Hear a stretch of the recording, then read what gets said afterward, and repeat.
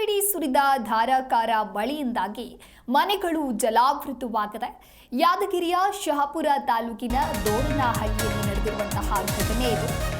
ರಾತ್ರಿಯಿಡೀ ಮಳೆಯಾಗಿದೆ. ಆ ಧಾರಾಕಾರ ಸುರಿದಂತಹ ಮಳೆಯಿಂದಾಗಿ ಅಲ್ಲಿನ ಮನೆಗಳು ಜಲಾವೃತವಾಗಿರುವಂಥದ್ದು. ಸಾಬಮ್ಮ ಎಂಬುವವರಿಗೆ ಸೇರಿದ ಮನೆ ಸಂಪೂರ್ಣವಾಗಿ ಜಲಾವೃತವಾಗಿದೆ. ರಾತ್ರಿಯಿಡೀ ನೀರು ಹೊರಹಾಕೋದಕ್ಕೆ ಕುಟುಂಬಸ್ಥರು ಹರಸಾಹಸ ಪಟ್ಟಿದ್ದಾರೆ. ಇನ್ನು ಆ ಮಳೆಯ ನೀರಿನಲ್ಲೇ ದವಸ ಧಾನ್ಯಗಳು ಕೂಡ ನಾಶವಾಗಿದೆ. ಜನಜೀವನ ಅಸ್ತವ್ಯಸ್ತವಾಗಿದೆ. ಶಹಾಪುರ ತಹಶೀಲ್ದಾರರ ವಿರುದ್ಧವಾಗಿ ಕುಟುಂಬಸ್ಥರು ಹಿಡಿಶಾಪ ಹಾಕ್ತಾ ಇದ್ದಾರೆ. ಮಳೆಯ ನೀರಿನಲ್ಲಿ ಮನೆ ಒಳಗಡೆ ಇರುವಂತಹ ಸಾಮಗ್ರಿಗಳೆಲ್ಲವೂ ಕೂಡ ಕೊಚ್ಚಿ ಹೋಗಿದೆ.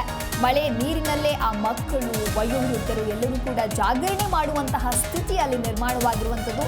ಇಷ್ಟೆಲ್ಲ ಸಮಸ್ಯೆ ಆದರೂ ಕೂಡ ಆ ಸ್ಥಳಕ್ಕೆ ತಹಶೀಲ್ದಾರ್ ಆಗಿರಲಿ ಅಥವಾ PDOಗಳು ಯಾರು ಭೇಟಿಯನ್ನ ನೀಡಿಲ್ಲ ಅಂತ ಹೇಳಿ ಅಲ್ಲಿನ ಕುಟುಂಬಸ್ಥರು ಹಾಗೆ ಅಲ್ಲಿನ ಸ್ಥಳೀಯರು ಹಿಡಿಶಾಪವನ್ನು ಹಾಕ್ತಾ ಇದ್ದಾರೆ. ದೃಶ್ಯಾವಳಿಯಲ್ಲಿ ನೀವು ಕೂಡ ಗಮನಿಸ್ತಾ ಇರ್ತೀವಿ ಯಾವ ರೀತಿಯಾಗಿ ಮಳೆಯ ನೀರು ನಿಂತಿದೆ ಅಂತ ಹೇಳಿ. ಇನ್ನು ಯಾದಗಿರಿಯ ಶಹಾಪುರ ತಾಲೂಕಿನ ದೋರನಹಳ್ಳಿಯ ದೃಶ್ಯಾವಳಿಗಳು ಇದು.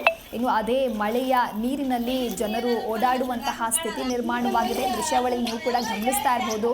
ಪುಟ್ಟ ಮಕ್ಕಳು ಕೂಡ ಇದ್ದಾರೆ. ಆ ಮಕ್ಕಳು ಜೊತೆಗೆ ಹಿರಿಯರು ಕೂಡ ಅದೇ ನೀರಿನಲ್ಲಿ ಓಡಾಡಬೇಕು. ಇನ್ನು ಮಳೆಯ ನೀರಿನಲ್ಲಿ ದವಸ ಧಾನ್ಯಗಳು ಎಲ್ಲವೂ ಕೂಡ ನಾಶವಾಗ್ತಾ ಇದೆ. ಜನಜೀವನ ಅಸ್ತವ್ಯಸ್ತವಾಗಿದೆ.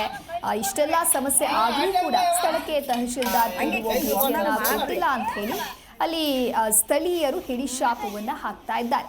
ಇನ್ನು ಕಳೆದ ಒಂದು ವಾರದಿಂದ ಕೂಡ ಧಾರಾಕಾರವಾಗಿ ಮಳೆ ಆಗ್ತಾನೆ ಇದೆ. ಈ ಮಳೆಯಿಂದಾಗಿ ಜನಜೀವನ ಅಸ್ತವ್ಯಸ್ತವಾಗಿದೆ. ಜನಸಾಮಾನ್ಯರಿಗೆ ಸಾಕಷ್ಟು ಕಷ್ಟ ಎದುರಾಗ್ತಾ ಇದೆ. ಇನ್ನು ಮನೆಯ ಒಳಗಡೆ ಮಳೆಯ ನೀರು ಏನಿದೆ ಅದು ನಿಂತಿರೋದ್ರಿಂದ ಆ ಮನೆಯ ಒಳಗಡೆ ನಿಂತಿರುವಂತಹ ನೀರನ್ನು ಹೊರಗೆ ಹಾಕುವಂಥ ಕೆಲಸವನ್ನು ಕೂಡ ಮಾಡ್ತಾ ಇದ್ದಾರೆ. ಮನೆಯಲ್ಲಿರುವಂತಹ ಸಾಮಗ್ರಿಗಳೆಲ್ಲವೂ ಕೂಡ ನೀರು ಪಾಲಾಗಿದೆ. ನೀರಿನಲ್ಲಿ ಕೊಚ್ಚಿ ಹೋಗಿದೆ ಆ ಎಲ್ಲ ಮನೆಯ ಸಾಮಗ್ರಿಗಳು. ಹಾಗಾಗಿ ಸಾಬಮ್ಮ ಎಂಬುವರಿಗೆ ಸೇರಿದಂತಹ ಮನೆಯಂತೂ ಸಂಪೂರ್ಣವಾಗಿ ಜಲಾವೃತವಾಗಿದೆ. ಮಳೆಯ ನೀರಿನಲ್ಲಿ ದವಸ ಧಾನ್ಯಗಳಾಗಿರ್ಬೋದು, ಮನೆಯ ಸಾಮಗ್ರಿಗಳಾಗಿರ್ಬೋದು ಎಲ್ಲವೂ ಕೂಡ ಕೊಚ್ಚಿ ಹೋಗ್ತಾ ಇದೆ. ಮೊದಲನೆಯ ದೃಶ್ಯದಲ್ಲಿ ನೀವು ಗಮನಿಸ್ತಾ ಇರಬಹುದು. ಪುಟ್ಟ ಮಕ್ಕಳು ಕೂಡ ಇದ್ದಾರೆ. ಇನ್ನು ಮನೆಯ ಒಳಗೆ ಜೊತೆಗೆ ಮನೆಯ ಹೊರಾಂಗಣದಲ್ಲಿಯೂ ಕೂಡ ಅಷ್ಟೇ ಪ್ರಮಾಣದಲ್ಲಿ ನೀರು ನಿಂತಿದೆ. ಹಾಗಾಗಿ ಮನೆಯ ಒಳಗಡೆ ಇರುವಂತಹ ನೀರನ್ನು ತೆರವುಗೊಳಿಸುವಂತಹ ಕೆಲಸದಲ್ಲಿ ಇದೀಗ ಅಲ್ಲಿನ ಸ್ಥಳೀಯರು ನಿರತರಾಗಿದ್ದಾರೆ.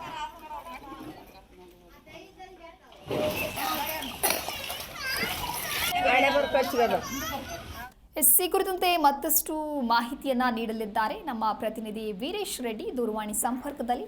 ವೀರೇಶ್ ರೆಡ್ಡಿ, ಇನ್ನು ರಾತ್ರಿಯಿಡೀ ಸುರಿದಂತಹ ಧಾರಾಕಾರ ಮಳೆಯಿಂದಾಗಿ ಯಾದಗಿರಿಯಲ್ಲಿ ಮನೆಗಳೇ ಜಲಾವೃತವಾಗಿದೆ.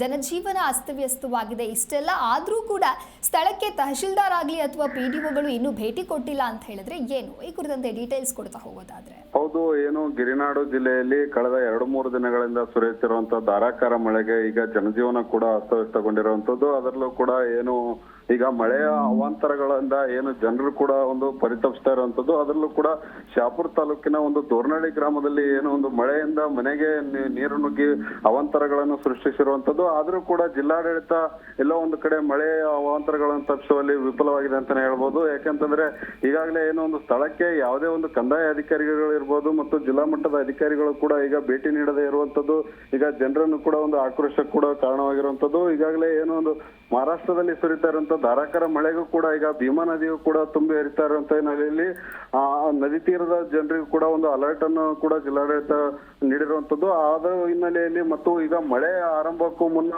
ಕೈಗೊಳ್ಳಬೇಕಾದಂತ ಒಂದು ಮುನ್ನೆಚ್ಚರಿಕಾ ಕ್ರಮಗಳನ್ನು ಕೈಗೊಳ್ಳದೇ ಇರುವಂತ ಹಿನ್ನೆಲೆಯಲ್ಲಿ ಈಗ ಮಳೆ ಅವಾಂತರಗಳು ಬರ್ತಾ ಇರುವಂತದ್ದು.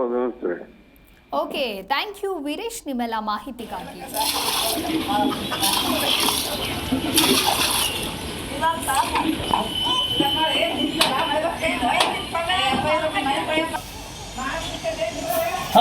ತಗಡಿ ಆಯ್ತು ಮಸಾಲೆಗೆ